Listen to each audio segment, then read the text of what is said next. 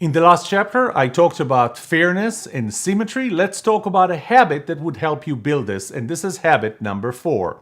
Habit number 4, be fair, put as much effort, and as you can see, it applies to symmetry. Here's the form that I'd like you to fill, and I'll take you through it. First of all, again, the level is 1C, level 1, contextual elements, specifically symmetry. Here is the problem. The problem is that others don't think that you put as much effort as they do. And here's the new habit that I'd like you to develop. Make sure that you put as much effort as others. Well, that's a great statement to make, but take a snapshot of people in your team. List all of them, list yourself last, write down what, out of 100%, is the contribution of each one of them.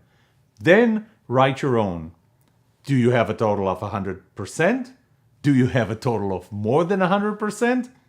Then I want you to ask others to do the same. Use the same form, give them their own form, ask them to do the same.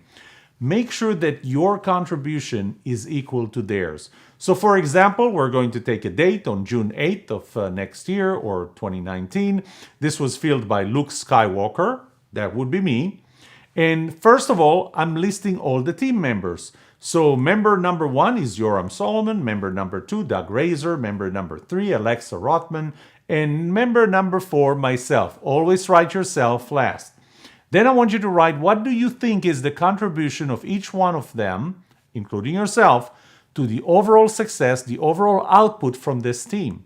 So we're going to give Yoram Solomon 25%. I'm not Yoram Solomon in this exercise, don't forget. I'm Luke Skywalker. Doug Razor is 25%, Alexa Rothman is 25%, and that leaves me question mark, how much do you think my contribution is? Well, by the way, it should add up to 100%. So my contribution would typically be probably 25%. Now, try and not let yourself go back and change those numbers because you realize that you got a pretty small number.